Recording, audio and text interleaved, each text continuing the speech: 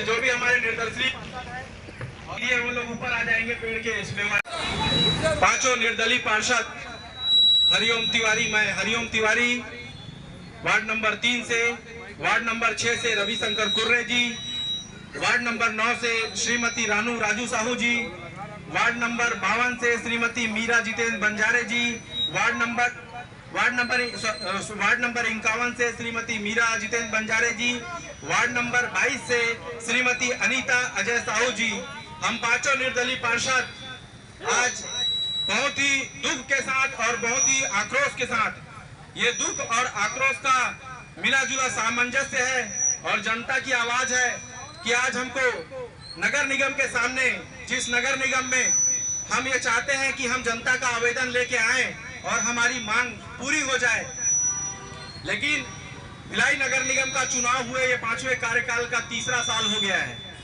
इस नगर निगम को जो भी सत्ताधारी दल आई है वो एक दुधारू गाय की तरह सिर्फ उसका दूध निकाली है, लेकिन उस गाय को चारा कभी नहीं खिलाई, उस गाय का पोषण कभी नहीं की।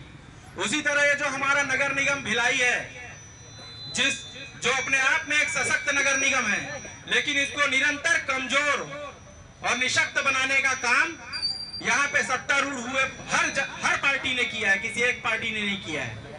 जिस सत्ता ने यहाँ पे सत्तारूढ़ हुई है उसने सिर्फ नगर निगम का दोहन का काम किया है। इसका नगर निगम को साड़ा से नगर निगम बने लगभग 25 साल हो गया है, लेकिन मैं ज्यादा इतिहास में न जाते हुए सिर्फ इसी 5 साल के कार्यकाल की बात मैं आप लोगों के सामने मैं कर रहा हूँ। पिछले 3 वर्षों से ये जो वैशाली नगर क्षेत्र है, पटरी के इस पार का क्षेत्र है, जिसमें भिलाई नगर निगम का भी कुछ हिस्सा, भिलाई विधानसभा का भी कुछ हिस्सा आता है जो पटरी के इस तरफ है, और एक भिलाई पटरी के उस तरफ है। उस दोनों का अंतर आप लोगों से कहीं छुपा नहीं है, ना जनता से छुपा है, ना नेताओं से छुपा है, और ना ही हमारे पत्रकार बंधुओं से छुपा है। जिस पटरी के उस पार का क्षेत्र जिसे टाउनशिप कहते हैं, जो सेक्टर एरिया कहलाता है, उसके पोषण की समस्त देखरेख की जिम्मेदारी बीएसपी की होती है।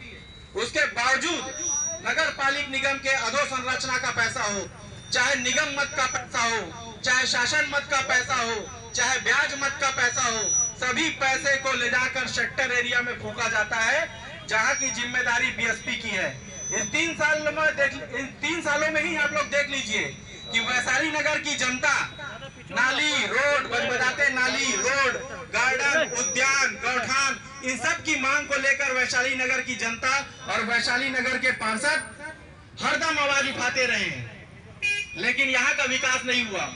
लेकिन हर सेक्टरों में जाके आप देख लीजिए 70 लाख के, 80 लाख के पेवर ब्लॉक बिछे हुए हैं। वो भी पेवर ब्लॉक एक विशेष कंपनी के, जो इस नगर निगम में अपना एक दखल रखने वाले बड़े नेता का कंपनी है, पेवर ब्लॉक का कंपनी। सिर्फ उसकी पेवर ब्लॉक को बेचने के लिए पूरे सेक्टरों को पेवर ब्लॉक से पाट दिया गया है। जहां एक तरफ बच्चा रोटी से भूख के लिए तरस रहा है, दूसरे तरफ आप एक बड़े सम्राट घर के बच्चे को आप दही और मलाई खिला रहे हैं, और एक गरीब का बच्चा रोटी के लिए तरस रहा है। एक तरफ वैशाली नगर में हम लोग नाली की मांग के लिए तरस रहे हैं, दूसरी तरफ आप पेवर ब्लॉक बिछा रहे हो। पूरे नगर निगम का पैसा बीएसपी एरिया में सौंपा गया है। वो भी बीएसपी का एरिया नगर निगम के टेंडर में लिखा होता है कि जो बीएसपी एरिया में काम करेगा तो बीएसपी की अनुमति आवश्यक है, और बीएसपी जो अनुमति देती है, दोस्तों, भाइयों, बहनों, जो बीएसपी अनुमति देती है वो स्थायी नहीं देती, अस्थायी देती है। यानी वो जब चाहे आपके काम को, जो 40 लाख का काम है, जो 1 करोड़ का काम है, उसको अगर आप 1 हफ्ता बाद भी अगर बीएसपी उखाड़ के फेंक दे तो आप बीएसपी को कोर्ट में नहीं ले जा सकते। जब ये बात जानते हैं यहाँ के जैसा बड़े प्रतिनिधि, उसके बाद भी करोड़ों रुपए सिर्फ बीएसपी एरिया में फेंका जाता है। क्यों? क्योंकि महापौर बीएसपी एरिया का है, सेक्टर 5 का है। क्यों? क्योंकि सत्ताधारी जो शहर सरकार है उसका विधायक बीएसपी एरिया का विधायक है, इसलिए। और हमारे यहाँ कोई माई बाप नहीं, इसलिए वैशाली नगर की जनता से भेदभाव किया जाता है। आप जाके देख लीजिए सेक्टरों के उद्यानों को, चमाचम रोडों को देख लीजिए, डामरीकरण, पक्के रोड तो बनते ही हैं, रोड में लाइट भी लगाया जाता है।